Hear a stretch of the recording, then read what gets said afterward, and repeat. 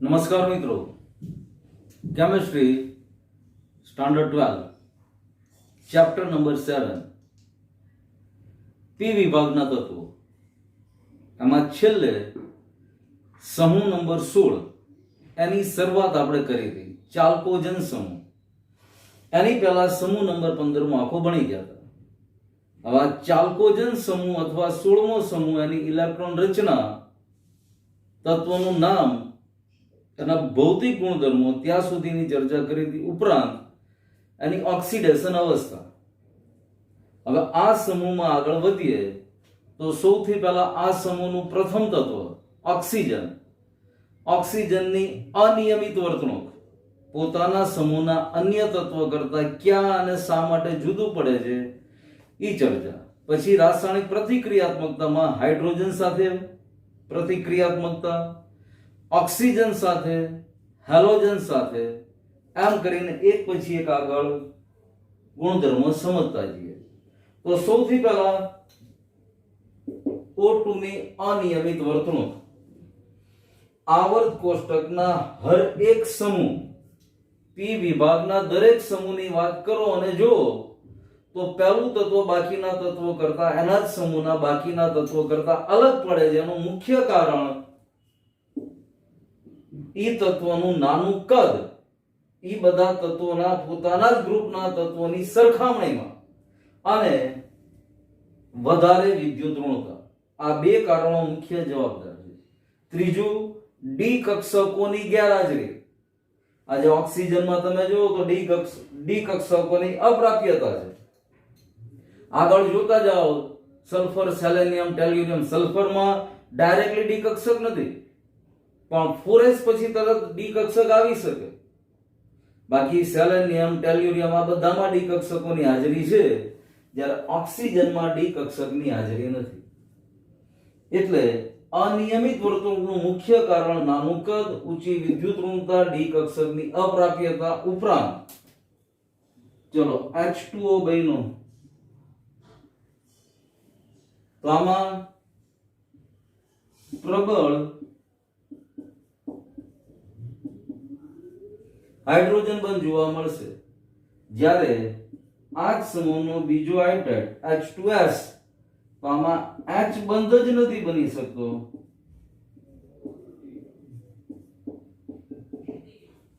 તો આ ઓક્સિજનમાં જ માત્ર શક્ય બન્યું. તો ઓક્સિજન પછીનું સલ્ફર, પછીનું સેલેનિયમ, ટેલ્યુરિયમ, એ બધામાં એના હાઇડ્રાઇડમાં H બંધ નથી બનતો. ઓક્સિજન હાઇડ્રોજન સાથે સહેલાઈથી H બંધ બનાવી શકે છે, પ્રબળ H બંધ બનાવી શકે. અને આ H2O ના હાઇડ્રોજન બંધ વિશે અગાઉ પણ આપણે ભણી ચૂક્યા છે, એટલાનો આઈડિયા છે આપણને. તો આ અનિયમિત વર્તણૂક ઉપરાંત ગયા વખતનો લેક્ચર યાદ કરો, તેમાં પણ બે ત્રણ મુદ્દામાં આપણે વાત કરી હતી કે જો આ ઓક્સિજનની જ વર્તણૂક બાકીના તત્વોમાં જોવા નથી મળતી. પહેલી વસ્તુ એ તે ઓક્સિજન વાયુ સ્વરૂપમાં છે, જ્યારે સલ્ફર થી ચાલુ કરીને બાકી બધા ઘન અવસ્થામાં છે. તો આ પણ ઓક્સિજન અનિયમિત બાબતમાં સામેલ થયું કહેવાય. તો આવી બધી ઓક્સિજનની અનિયમિત વર્તણૂક છે. ઓક્સિજનની અનિયમિત વર્તણૂકના અભ્યાસ પછી H2 સાથે પ્રતિક્રિયાત્મકતા અને O2 સાથે પ્રતિક્રિયાત્મકતા. પહેલા હાઇડ્રોજન સાથે, જો આ હાઇડ્રોજનની જ વાત છે, આ હાઇડ્રાઇડ જ થયા. સમૂહ નંબર 16 ના તત્વોનો પહેલો હાઇડ્રાઇડ H2O, પાણી અથવા વોટર કહીએ છીએ આપણે, પણ આ સમૂહ નંબર 16 નું પહેલું તત્વ, એની હાઇડ્રોજન સાથે પ્રક્રિયા, એનો હાઇડ્રાઇડ બની ગયો. Hydrogen sulphide, hydrogen oxide, hydrogen selenium, selenide, એમ H2Se, H2Te, આવા બધા જ હાઇડ્રાઇડ બની શકે છે. હવે ઓક્સિજનની અનિયમિત વર્તણૂક પછી એના હાઇડ્રાઇડ વિશે આપણે જોઈએ છીએ. ઓક્સિજનની અનિયમિત વર્તણૂક પછી H2O2 સાથે પ્રતિક્રિયાત્મકતા. ઓક્સિજનની અનિયમિત વર્તણૂકમાં હજી પણ એક વસ્તુ એડ કરી શકાય, ઓક્સાઇડ સંયોજનો. સામાન્ય રીતે ઓક્સિજનની ઓક્સિડેશન અવસ્થા 2 સુધી મર્યાદિત છે. જ્યારે બાકીના તત્વો સલ્ફરથી ચાલુ કરો તો 2 ઉપરાંત 4 અને 6 ઓક્સિડેશન અવસ્થા, સામાન્ય ઓક્સિડેશન અવસ્થા વાળા સંયોજનો આપે છે. હવે હાઇડ્રોજન સાથે પ્રતિક્રિયાત્મકતા જોઈએ તો H2E પ્રકારના કોણીય હાઇડ્રાઇડ બનાવે છે. આપણે H2O ની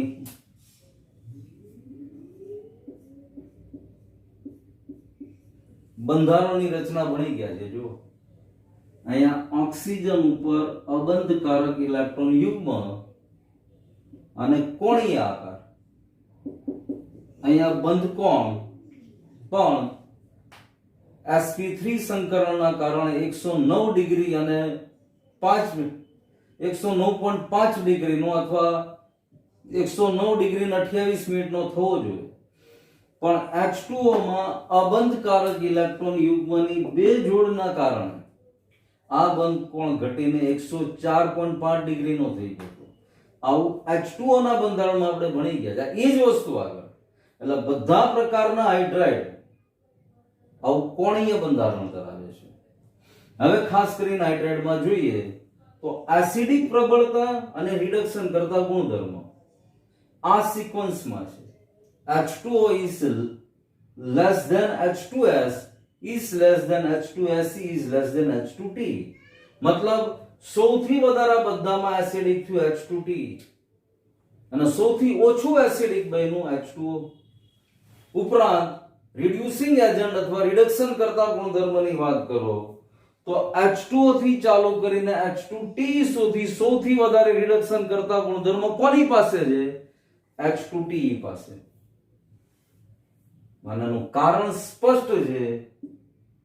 EH મતલબ સમૂહ 16 નું તત્વ અને હાઇડ્રોજન ઈ બંધની બંધ વિયોજન એન્થાલ્પીમાં થતો સતત ઘટાડો.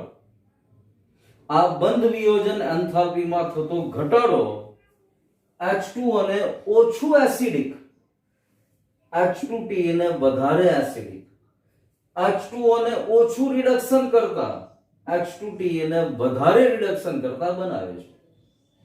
આવી જ રીતે ઉષ્મીય સ્થાયિતાની વાત કરીએ. તાપીય ક્ષમતા અથવા ઉષ્મીય સ્થાયિતા તો આની કરતા ક્રમ ઉલટાઈ જાય છે. H2O is greater than H2S is greater than H2SE is greater than H2T is greater than H2PO. તો આમાં એસિડિક કરે H2O is greater than H2S ઉષ્મીય સ્થાયિતાની બાબતમાં વિચાર કરીએ તો H2O ની ઉષ્મીય સ્થાયિતા H2PO કરતા સૌથી વધારે છે. આનું કારણ પણ EH બંધની ઉર્જામાં થતો ઘટાડો. EH બંધની ઉર્જામાં થતા ઘટાડાના કારણે H2O ની ઉષ્મીય સ્થાયિતા H2PO ની ઉષ્મીય સ્થાયિતા કરતા વધારે છે. તો આ H2 સાથેની પ્રતિક્રિયાત્મકતા ના વલણો અથવા એના ગુણધર્મોની વાત થઈ. હાઇડ્રોજન સાથે પ્રક્રિયા કરીને હાઇડ્રાઇડ બનાવ્યા. હવે આ જે હાઇડ્રાઇડ બન્યા એક તત્વોના સમૂહ 16 ના ચાલ્કોજન સમૂહના તત્વોના એમાં એસિડિક પ્રબળતા, રિડક્શન કરતા ગુણધર્મો અને ઉષ્મીય સ્થાયિતા આ ત્રણની ચર્ચા કરી. અને એક વસ્તુ ખાસ ધ્યાનમાં રાખવાની, આવા બધા પ્રશ્નો પ્રબળતાનો ક્રમ, નિર્બળતાનો ક્રમ, રિડક્શન કરતાનો ક્રમ, ઓક્સિડેશન કરતા એસિડિક પ્રબળતા, તો આવા પ્રશ્નો કોમ્પિટિટિવ એક્ઝામ માટે JEE નીટ જેવી એક્ઝામ માટે બહુ મહત્વના બની જાય. અને કારણ પણ ખાસ ધ્યાનમાં રાખવાનું, કયા કારણે આવું બને છે. અને એટલા માટે જ આ કારણ મેં અલગ પેનથી અહીંયા નીચે જ તમારી સામે લખ્યું છે કે જે તરત જ આપણા માઇન્ડમાં ગોઠવાઈ જાય કે ભાઈ વોટ ઇઝ ધ રીઝન, આવું થવાનું કારણ શું છે. તો આ કારણ લખ્યું છે. હવે એવી જ રીતે ઓક્સિજન સાથે પ્રતિક્રિયાત્મકતા. હવે અહીંયા એક વસ્તુ બરાબર સમજજો. સમૂહ 15 નું તત્વ હોય, સમૂહ 14 નું તત્વ હોય, સમૂહ 13 નું તત્વ હોય, સમજ્યા ઓક્સિજન સાથેની પ્રતિક્રિયાત્મકતા. ઓકે, બધામાં ઓક્સિજન સાથેની પ્રતિક્રિયાત્મકતા ભણ્યા છે. હવે સમૂહ 16 ની અંદર ખુદ ઓક્સિજન એક તત્વ છે, એનું સભ્ય જે શરૂઆત ત્યાંથી થાય છે. તો આ સમૂહના બીજા તત્વો ઓક્સિજન સાથે પ્રક્રિયા કરી પોતાના જ સભ્ય, પોતાના જ સમૂહનું પહેલું તત્વ એની સાથે સહેલાઈથી પ્રક્રિયા કરી શકે છે. એટલે ઓક્સિજનની પ્રતિક્રિયાત્મકતા તમે જો, બાકી બધા સમૂહના તત્વો સાથે તો સહેલાઈથી ઓક્સિજન પ્રક્રિયા કરીને એના ઓક્સાઇડ આપે જ છે, પણ પોતાના સમૂહના બીજા તત્વોની સાથે પણ પ્રક્રિયા કરી શકે છે ઓક્સિજન.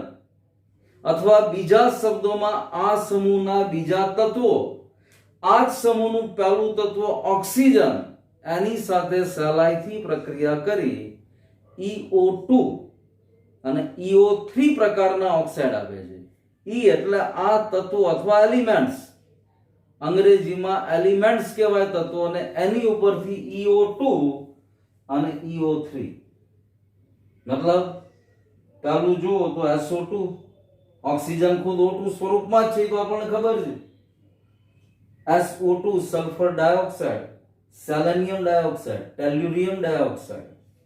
EO3 માં ઓઝોન બને.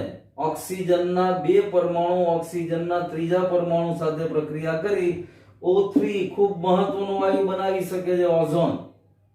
એવી જ રીતે sulphur trioxide, selenium trioxide, tellurium trioxide આવા ઓક્સાઇડ બનાવી શકે છે. પણ અહીંયા ખાસ ધ્યાનમાં રાખવા જેવી વસ્તુ SO2 TeO2. તો SO2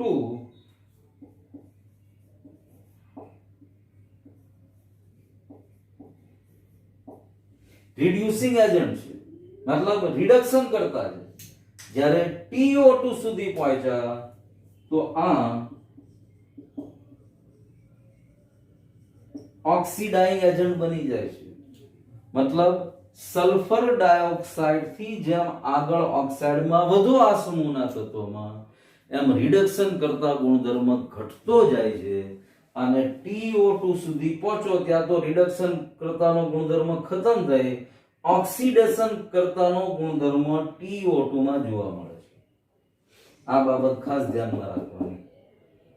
બીજું, SO3 પ્રકારના જે સંયોજન છે એમાં O3, SO3 આ બધા જ વાયુ સ્વરૂપે, જ્યારે આ સોલિડ અથવા ઘન સ્વરૂપના છે. તથા O3 ને બાદ કરો તો બાકીના ત્રણેય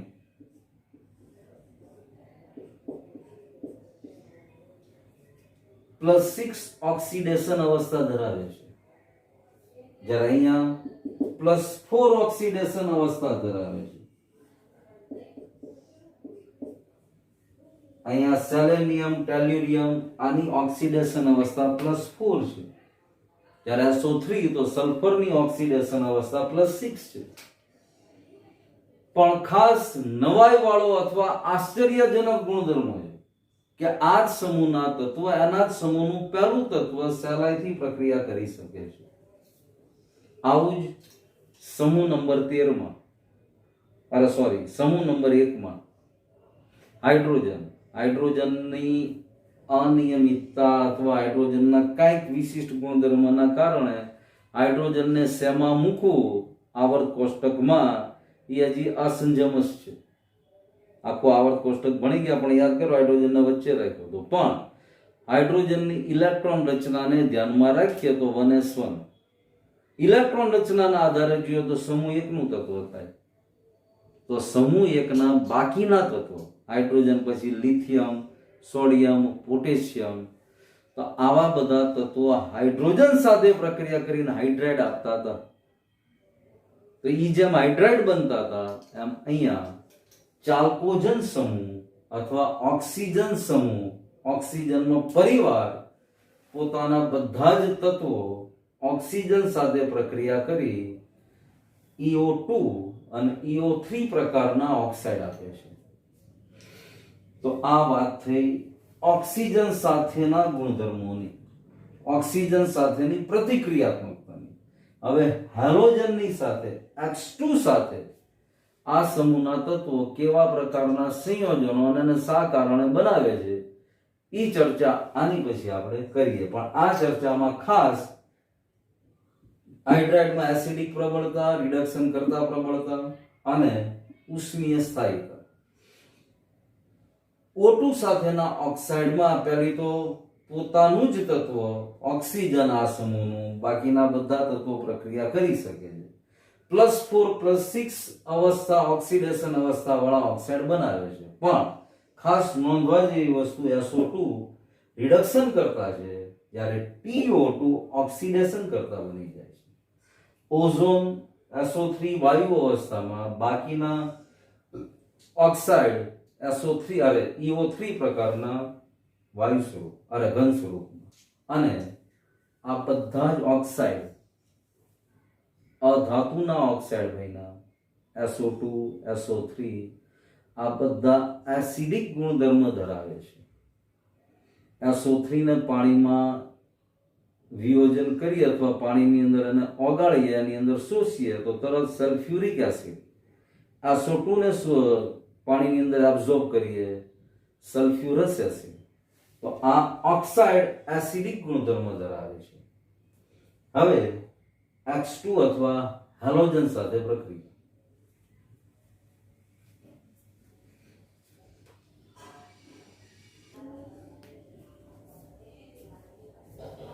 હવે હેલોજન અથવા H2 સાથે પ્રક્રિયા.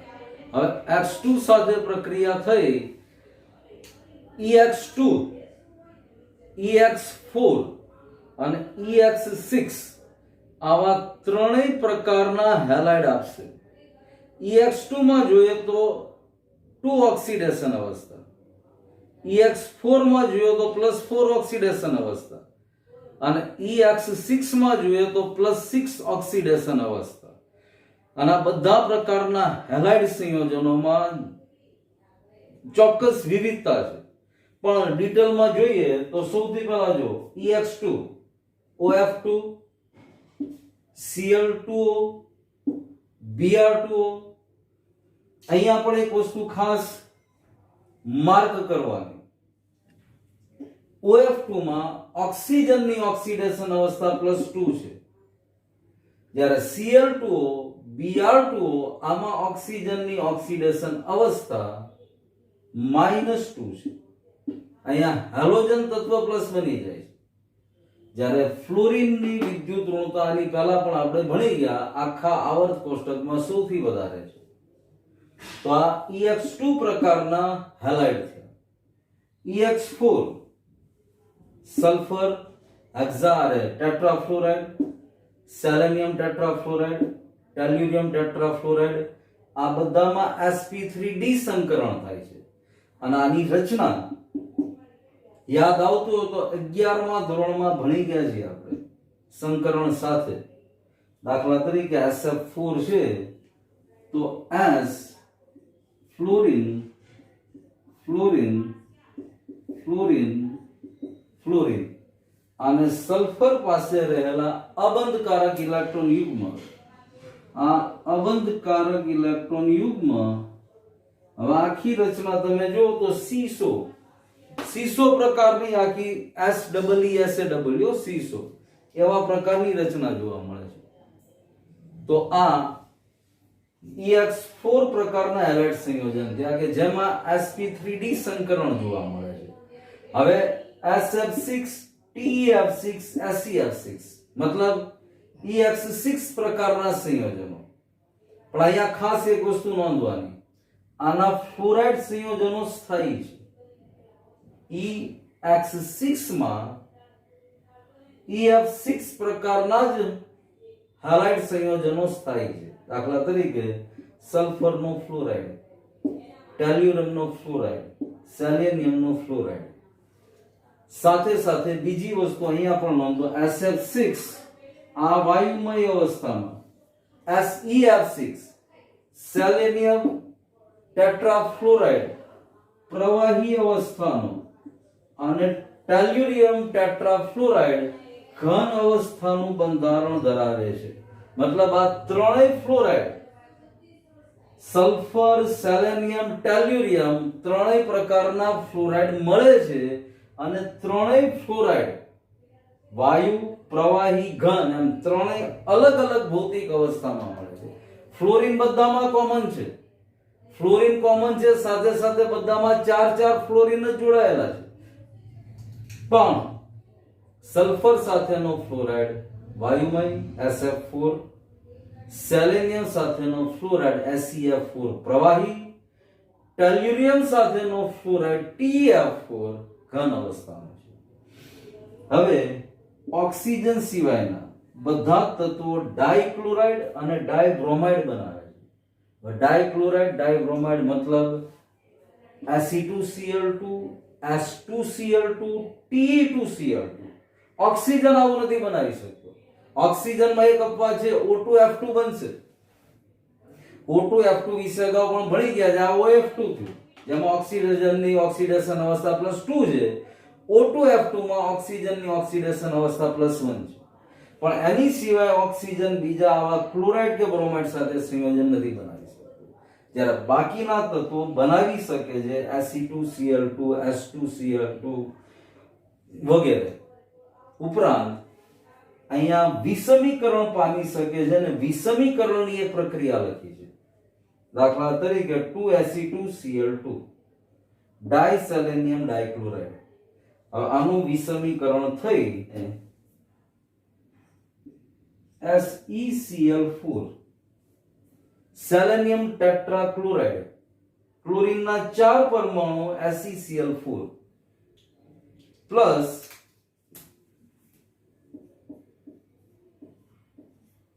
Se, ટોટલ 4 સેલેનિયમના પરમાણુ હતા 2Se2Cl2. એનું વિષમીકરણ થઈ SeCl4 અને 3Se. હવે ઓક્સિડેશન આંક એક એકના જોઈએ તો Se2Cl2 અહીંયા ઓક્સિડેશન આંક સેલેનિયમનો +1, Se2Cl2 અહીંયા સેલેનિયમનો +4, અહીંયા 0.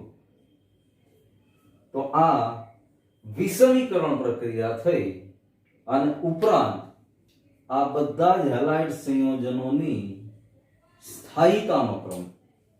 Always remember, fluoride is greater than chloride is greater than bromide is greater than iodide. સ્થાયીતાનો ક્રમ હંમેશા આ રહેવાનો. Fluoride is greater than chloride is greater than bromide is greater than iodide. તો આ હેલોજન પ્રત્યેની પ્રતિક્રિયાત્મકતા થઈ અને EX2, EX4, EX6 પ્રકારના વિવિધ હેલાઇડ સંયોજનો બનાવી શકે છે સમૂહ 16 ના તત્વો. હવે આ રાસાયણિક પ્રતિક્રિયાત્મકતાના અભ્યાસ પછી હવે આ સમૂહના તત્વોના થોડાક સંયોજનો વિશે આપણે ભણીશું. એમાંનું પહેલું સંયોજન ડાયઓક્સિજન O2. એના વિશે આપણે ચર્ચા કરીએ, એની બનાવટ, એના ગુણધર્મો અને એના ઉપયોગો. સમૂહ 16 ના તત્વોના સંયોજનો પૈકી પહેલું સંયોજન આપણે ભણીએ છીએ ડાયઓક્સિજન વાયુ, જેને આપણે પ્રાણવાયુ તરીકે ઓળખીએ છીએ. સજીવો માટે પ્રાણ સ્વરૂપ છે એટલે એને પ્રાણવાયુ તરીકે પણ ઓળખવામાં આવે છે. તો આવા ડાયઓક્સિજનની બનાવટ પ્રયોગશાળામાં કરવી હોય તો કેમ કરી શકાય એ સૌથી પહેલા. તો સૌથી પહેલા પોટેશિયમ ક્લોરેટ KClO3 એનું ઉષ્મીય અને ઉદ્દીપકીય વિઘટન. મેંગેનીઝ ડાયોક્સાઇડ ઉદ્દીપકની હાજરીમાં ગરમી આપતા પોટેશિયમ ક્લોરેટનું વિઘટન થઈ અને 2KCl potassium chloride plus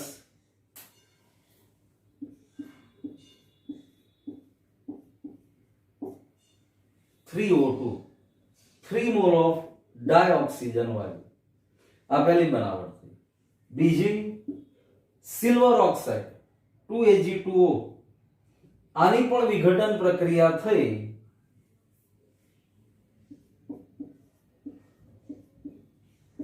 O2 gaseous અને 4Ag. અહીંયા સિલ્વર છૂટું પડશે 4Ag અને ડાયોક્સિજન વાયુ. PbO2 લેડ ડાયોક્સાઇડ એના 2 મોલ, એની પણ વિઘટન પ્રક્રિયા થઈ 2PbO પ્લસ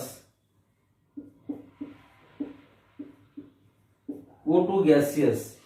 ઓક્સિજનના 4 પરમાણુ 2 PbO માં અને O2 તરીકે 1 મોલ. એવી જ રીતે હાઇડ્રોજન પેરોક્સાઇડનું aqueous સોલ્યુશન 2H2O2 એમાંથી પ્રક્રિયા થઈ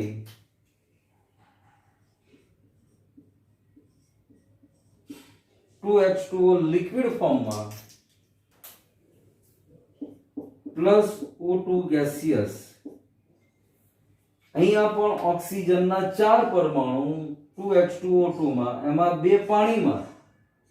પાણીમાં ગયા મતલબ પાણી બનાવવામાં 2 ઓક્સિજન વપરાણા, એટલે 2H2O પ્લસ O2 ડાયોક્સિજન વાયુ. તો આ ઘણી બધી બનાવટ થઈ ઓક્સિજન વાયુની પ્રયોગશાળામાં. બનાવટની હજી પણ બીજી રીતે બનાવી શકાય. યાદ કરો, ઇલેક્ટ્રોલિસિસ, વિદ્યુત વિભાજનની પ્રક્રિયા. હવે પાણીનું વિદ્યુત વિભાજન કરીએ તો એક ધ્રુવ ઉપર ડાયોક્સિજન વાયુ ને બીજા ધ્રુવ ઉપર H2 ડાયહાઇડ્રોજન વાયુ છૂટો પડે. તો આ પણ એક બનાવટ થઈ ગઈ ડાયોક્સિજન વાયુ બનાવવાની. ઉપરાંત ઇન્ડસ્ટ્રીમાં લાર્જ સ્કેલ ઉપર હવાના વિભાગીય નિસ્યંદન દ્વારા ઓક્સિજન વાયુને છૂટો પાડી શકાય.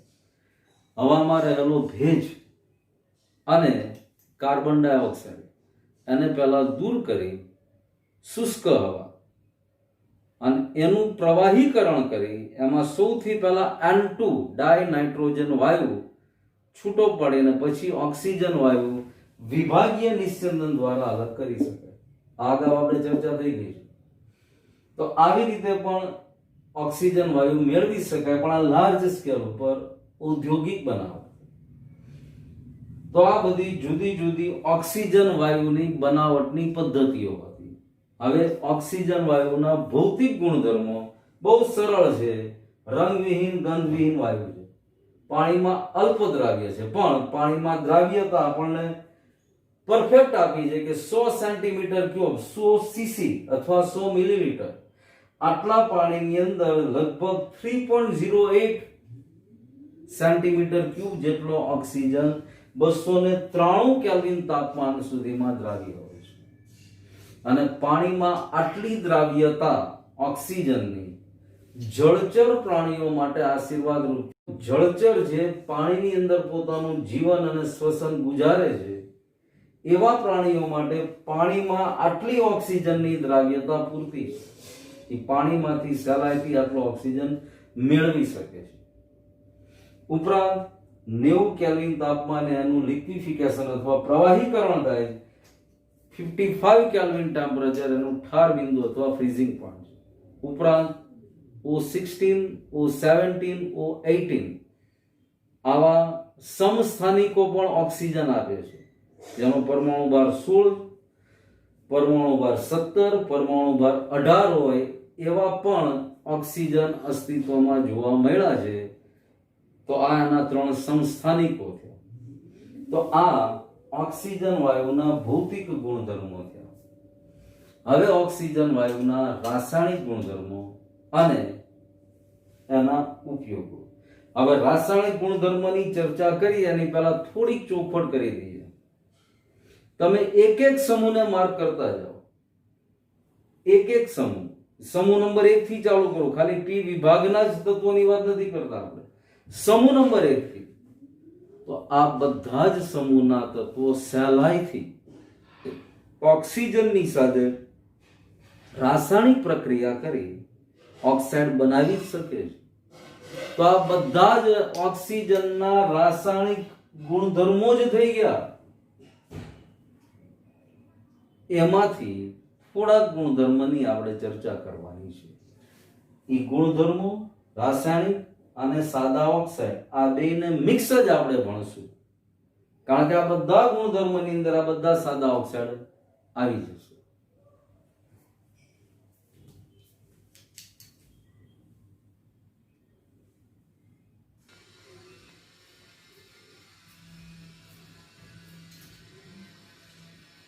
ડાયઓક્સિજનના રાસાયણિક ગુણધર્મો. તો સૌથી પહેલા તો ખાસ એ બાબત નોટિંગ કરવાની, ગોલ્ડ મતલબ Au, પ્લેટિનમ. ગોલ્ડ અને પ્લેટિનમ જેવી નોબેલ મેટલ, ઉમદા ધાતુઓ, આમાં સિલ્વરનો પણ સમાવેશ થાય, પણ સિલ્વર ઓક્સિજનની સાથે પ્રક્રિયા કરી સિલ્વર ઓક્સાઇડ બનાવે છે, પણ ગોલ્ડ કે પ્લેટિનમ જેવી ધાતુના ઓક્સાઇડ નથી બની શકતા. આ બે અને ઉપરાંત અમુક નિષ્ક્રિય વાયુ, આની સિવાય બધા જ ધાતુ અધાતુ તત્વો સાથે ઓક્સિજન પ્રક્રિયા કરી અને સંયોજન બનાવી શકે છે. ઉદાહરણ તરીકે થોડાક ધાતુ, થોડાક ઓક્સાઇડ, અધાતુ ઓક્સાઇડ, મિથેન જેવા કાર્બનિક સંયોજનો એની સાથે પ્રક્રિયા કરી કયા કયા સંયોજનો બની શકે છે એ જોઈએ. તો સૌથી પહેલા કેલ્શિયમ જેવી સક્રિય ધાતુ સાથે પ્રક્રિયા કરી કેલ્શિયમનો ઓક્સાઇડ બનાવે છે.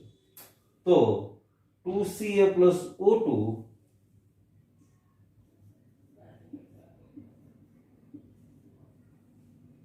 Calcium oxide 2CaO. કળીચૂનો જેને આપણે કહીએ છીએ ક્વિકલાઇન CaO. એલ્યુમિનિયમ વત્તા 3O2, એલ્યુમિનિયમ અને ઓક્સિજનની પ્રક્રિયા થઈ Al2O3 સોલિડ, પણ 2Al2O3, એલ્યુમિનિયમના 4 મોલ, 3O2 ઓક્સિજનના 3 મોલ, એલ્યુમિના અથવા એલ્યુમિનિયમનો ઓક્સાઇડ. અધાતુ સાથે પ્રક્રિયા કરી કાર્બનને ઓક્સિજનની હાજરીમાં દહન કરવામાં આવે CO2, કાર્બન ડાયોક્સાઇડ. એવી જ રીતે હમણાં જ ભણી ગયા આની પહેલાના સમૂહમાં P4,5O2 ફોસ્ફરસ પેન્ટોક્સાઇડ, P4O10 સલ્ફર ડાયોક્સાઇડની ઓક્સિજનની હાજરીમાં વેનેડિયમ પેન્ટોક્સાઇડ ઉદ્દીપકની હાજરીમાં પ્રક્રિયા થઈ સલ્ફર ટ્રાયોક્સાઇડ બની શકે. ડાયોક્સાઇડમાંથી ટ્રાયોક્સાઇડ, મિથેન નું દહન થઈ CO2 પ્લસ 2H2O. આ બધી ઉષ્માક્ષેપક પ્રક્રિયા આપે છે ઓક્સિજન. તો આવી અનેક પ્રક્રિયાઓ ઓક્સિજનની સાથે થઈ શકે છે. તો આ ઓક્સિજનના રાસાયણિક ગુણધર્મો છે. હવે ઓક્સિજનના ઉપયોગો. તો મુખ્ય ઉપયોગ તો હમણાં જ વાત કરી એમ પ્રાણવાયુ અથવા શ્વસન માટે અનિવાર્ય વાયુ છે. ઉપરાંત વેલ્ડિંગ કરવામાં ધાતુના, પર્વતારોહકો પાણીમાં ઓક્સિજનના બાટલા લઈ મરજીવાઓ પર્વતારોહકો ઓક્સિજનના બાટલાનો ઉપયોગ કરે છે. પ્રવાહી ઓક્સિજન એઝ એ ફ્યુલ અથવા રોકેટના ઉડ્ડયનમાં કામ લાગી શકે છે. આવા અનેક ઉપયોગો ઓક્સિજન વાયુના છે, પ્રાણવાયુ સિવાયના. શુદ્ધ ઓક્સિજનના દર્દીઓને કે એવા વ્યક્તિઓને હોસ્પિટલમાં જરૂર પડતી હોય ત્યારે શુદ્ધ ઓક્સિજનનો બાટલો પણ O2 વાયુમાંથી મતલબ O2 વાયુ થયો. હવે થોડીક ચર્ચા કરવી છે સાદા ઓક્સાઇડની. હમણાં તમને કીધું હતું એમ કે ભાઈ આની સાથે આપણે સાથે જોઈ લઈશું. હવે જો આ બધા ઓક્સાઇડ જ થઈ ગયા, હવે આપણને ખબર છે ધાતુના ઓક્સાઇડ, દાખલા તરીકે કેલ્શિયમ ઓક્સાઇડ, એલ્યુમિનિયમ ઓક્સાઇડ. તો કેલ્શિયમ ઓક્સાઇડ હંમેશા ધાતુનો ઓક્સાઇડ છે, એટલા માટે બેઝિક ગુણધર્મો આપશે. આ ધાતુનો ઓક્સાઇડ દાખલા તરીકે carbon dioxide, phosphorus pentoxide, non metal અથવા ધાતુના ઓક્સાઇડ છે એટલા માટે એસિડિક ગુણધર્મ આપશે.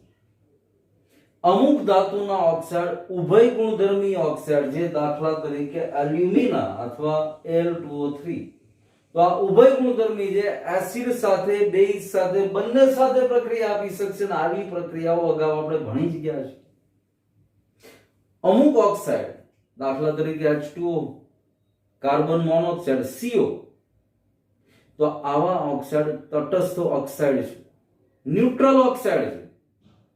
તો આવી બધી વસ્તુ સાદા ઓક્સાઇડની અંદર સમજવાની ભણવાની. એટલે આને તમારે સેજ બુકમાંથી જોઈ લેવાનું, વાંચી લેવાનું અઘરી વસ્તુ નથી. અત્યાર સુધી જે કાંઈ ઓક્સિજન વિશે ભણી ગયા છે અગાઉના સમૂહો સાથેના તત્વો સાથે, એ બધી જ પ્રક્રિયાઓમાં તમને જોવા મળશે. મતલબ એના ઓક્સાઇડ આમાં જોવા મળશે, અઘરો મુદ્દો નથી.